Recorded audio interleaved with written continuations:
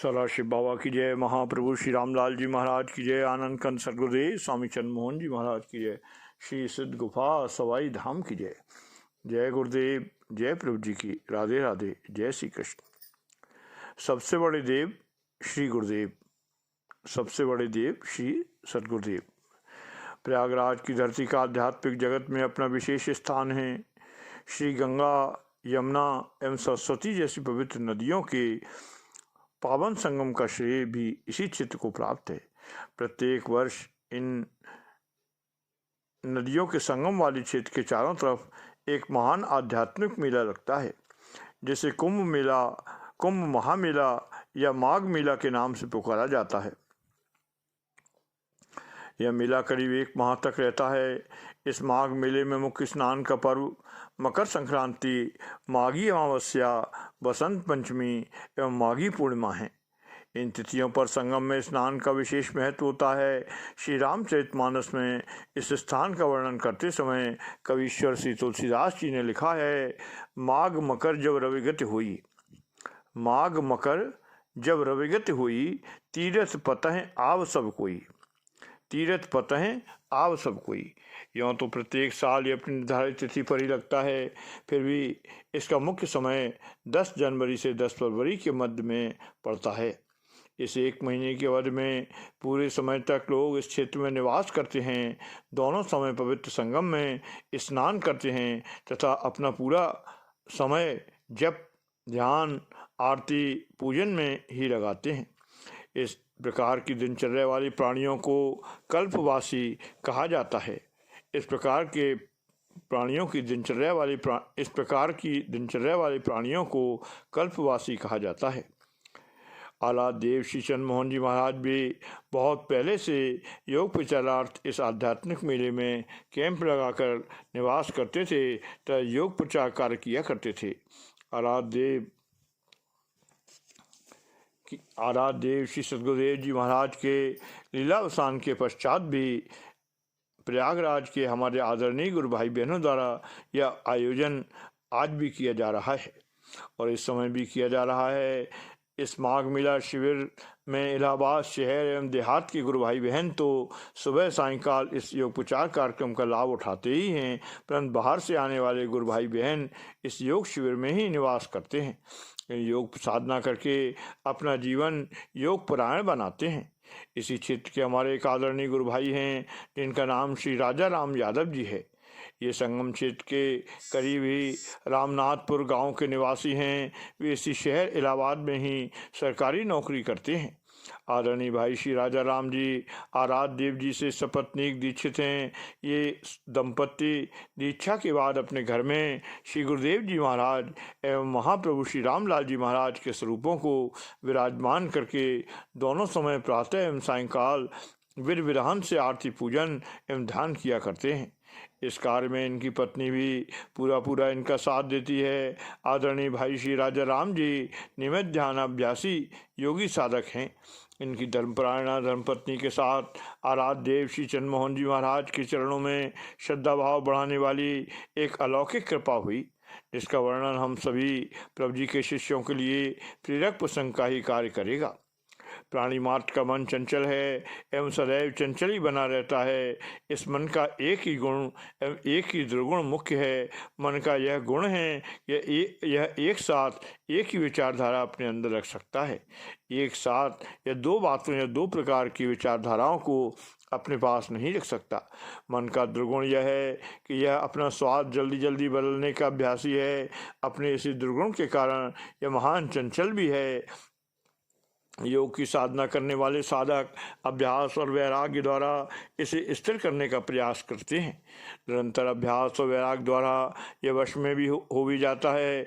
इसके बाद मन के गुण एक समय में केवल एक ही विचारधारा रखने का गुण के सिद्धांत का लाभ उठाकर साधक लोग निरंतर अभ्यास द्वारा श्री गुरुदेव भगवान की कृपा से अपने को योगी बना लेते हैं। निरंतर वे अनेकानेक अलौकिक शक्तियों के स्वामी बन जाया करते हैं।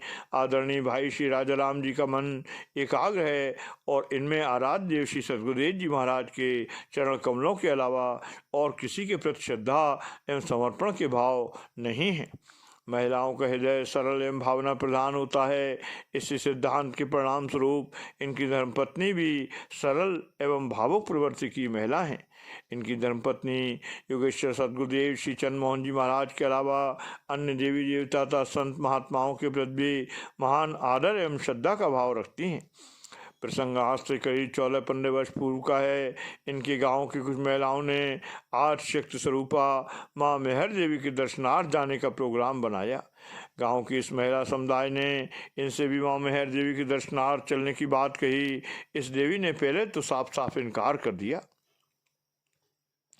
बाद में गांव की महिला समुदाय की नेत्री मेहर देवी की अत्यंत शक्ति एवं उनके द्वारा अपने भक्तों पर की गई कृपाओं का सविस्तार वर्णन किया तो इनके मन में भी महान मेहर देवी के दर्शन की लालसा उत्पन्न हो गई।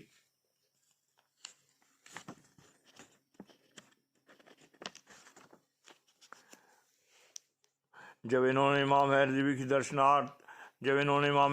की दर्शनार्थ जाने की बात अपने पतिदेव से निवेदन की तो इनके पतिदेव ने समझाया कि सद्गुरुदेव भगवान के चरण कमलों में श्रद्धा भाव रखने वाले जीव ये से सभी देवता स्वयं ही प्रसन्न होकर दर्शन तथा आशीर्वाद दिया करते।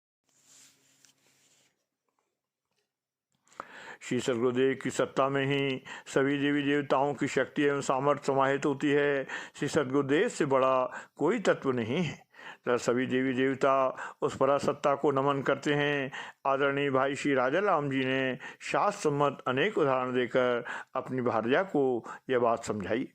यह बात उनकी पत्नी की समझ में आ भी गई, परंतु उन्होंने प्रार्थना किया, पतिदेव पता नहीं क्यों मुझे ऐसी चाह है मैं यथा शीघ्र मेहर देवी के दर्शन प्राप्त कर लूं। अपनी पत्नी की सरल बातें सुनकर भाई जी ने फिर गुरु सत्ता के ताकत की बात समझाई, परंतु अपने पतिदेव से ये बार बार माँ मेहर देवी के दर्शनार्थ जाने की प्रार्थना करती रहीं। अंत में आदरणीय भाई श्री राजाराम जी ने उन्हें मेहर देवी के दर्शनार्थ जाने की आज्ञा प्रदान कर दी। धीरे धीरे वो दिन भी आ गया जिस दिन गांव की महिलाओं के साथ इन्हें श्री माँ मेहर देवी के दर्शनार्थ जाना था। नित्य की तरह स्नान शौचालय से निवृत्त होकर ये घर से निकलकर उस स्थान पर जाने की तैयारी करने लगीं जहां इनके गांव के लोग श्री मेहर देवी के दर्शनार्थ जाने के लिए एकत्रित हुए थे। अपनी यात्रा का सामान एवं वस्त्र लेकर इन्होंने जो ही अपने मुख्य द्वार को पार करना चाहा, इन्होंने खुली आंखों देखा दरवाजे पर एक देवी अपने पूर्ण रूप में स्थूल शरीर से विद्यमान है। देवी का शरीर बड़ा ही दिव्य था। उनके स्थूल शरीर से निकलने वाली प्रकाश की किरणों से आसपास का पूरा वातावरण दीप्यमान हो रहा था। हमारी ये गुरु बहन किमकर तब भी विमूढ़ होकर टकटकी लगाकर ये दृश्य देख रही थीं। ये पहचान भी नहीं पाई कि दिव्य स्वरूपा देवी कौन है। तदंतर जगत जननी माँ मेहर देवी ने स्वयं अपने मुखारबिंद से मधुर मुस्कान के साथ कहा, बेटी मैं ही मेहर देवी हूँ जिनके दर्शनार्थ तुम अपने गांव की महिलाओं के साथ जाना चाहती हो। मुझे प्रणाम करो। माता जी की अमृतमयी बातें सुनकर आदरणीय बहन जी की भाव भंगिमा भंग हुई। उन्होंने माँ मेहर देवी को साष्टांग प्रणाम किया। इसके बाद माँ मेहर देवी ने अनेक आशीर्वाद दिए। माँ मेहर देवी ने बतलाया, तुम्हारे पतिदेव जो तुम्हें समझा रहे थे वो बिल्कुल सत्य तथ्य ही समझा रहे थे। यह बात बिल्कुल सत्य है कि श्री गुरुदेव भगवान में श्रद्धा भाव रखने वाले, उनका आरती पूजन करने, उनका ध्यान करने पर अन्य सभी देवी देवताओं की पूजा स्वतः ही हो जाया करती है।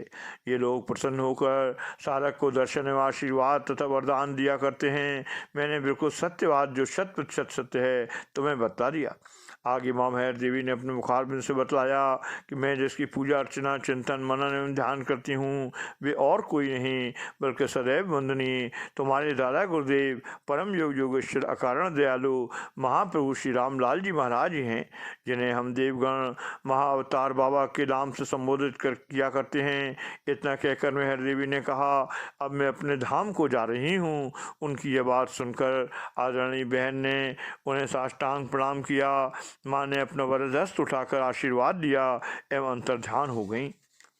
आदरणीय बहन जी ने जब यह बात अपने पतिदेव को सप्रेम बतलाई तो अंतिम घटनाक्रम सुनते सुनते समय उनकी आंखें स्वतः बंद हो गईं एवं वे काफ़ी समय तक ध्यानस्थ रहे। ध्यान से उठने के बाद बार बार भगवान शिव द्वारा प्रतिपादित यह श्लोक बोलते रहे, सत्यम सत्यम पुनः सत्यम, सत्यम सत्यम पुनः सत्यम, धर्मशास्त्र मर्यादितम, गुरु गीता समम नास्ति, गुरु गीता समम नास्ति, नास्ति तत्वम गुरु परम, नास्ति तत्वम गुरु परम।